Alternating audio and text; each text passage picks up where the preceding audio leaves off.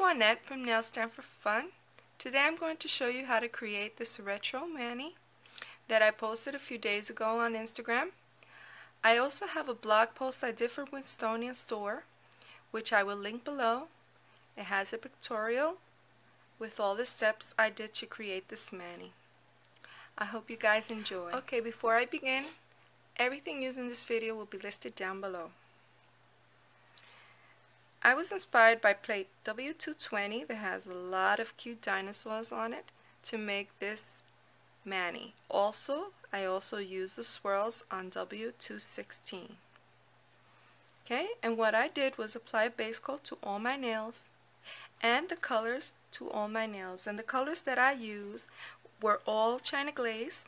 This is What's a Pansy, Peonies, and Park Avenue. Grass is Lime Greener, and Sunday Funday. And I have applied that on all my nails, and I also applied a top coat.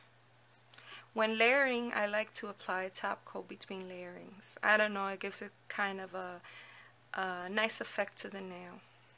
So it has already dried, and now we begin to add our swirl. Using Konad White, apply the polish over the image, gently swipe, pick up, and there you go. Now we have to try to center our nail over the image. See if I can do it. And push down.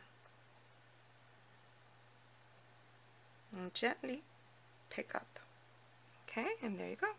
Now just fix it with your finger. Fix the sides if anything is lifted.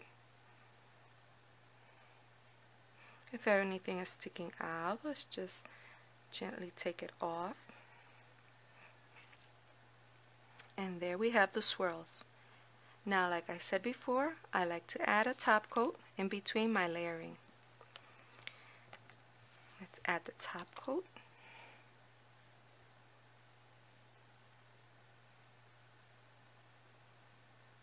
Okay. And now we let it dry to continue to our next step. Okay, while the nail is drying, what I personally like to do is start to create the coloring the image part, which I call advanced stamping technique, which is just coloring the image. I find that when doing this, I find it much easier to work on each nail individually. So what I do would, after I finished doing the swirls, right, I would apply a top coat and start working on my dino. I color it in while this is drying. And what I found is as soon as this starts to dry in the stamper and the top coat is almost dry, it makes a great seal between them. You know, it's easier, it sticks on the nail easier. So that's a little quick tip I learned, you know. And after I done putting it on the nail, then I will go to my next one and do the same. Apply a top coat, and while it's drying, I will do the dino.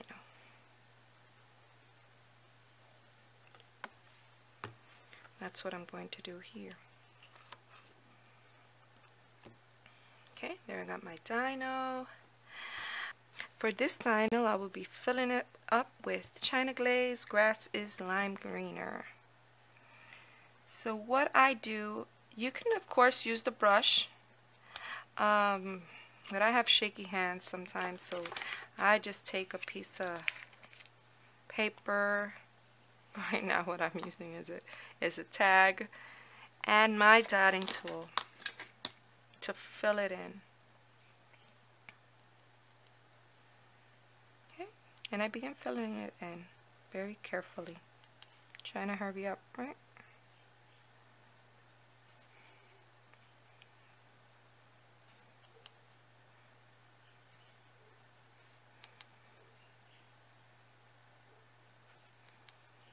This does take time. I'm not going to completely fill him up because he doesn't fit on my nail completely.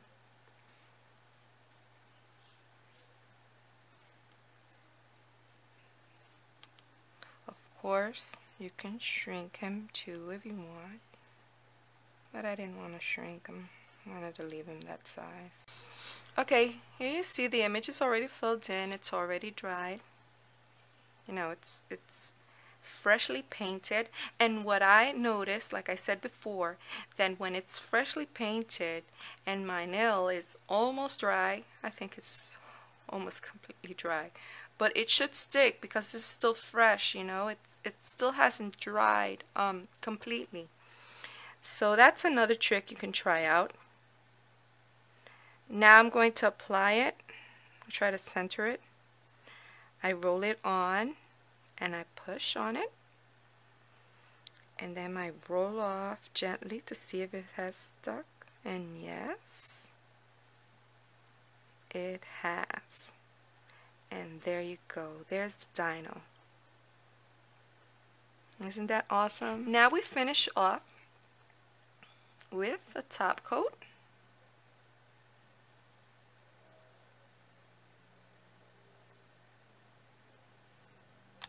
Okay, and this is the results of the colorful retro dinos.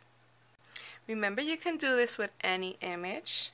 Just pick a nice background and add an animal, a person, whatever you want. And you can create a colorful mani like this too.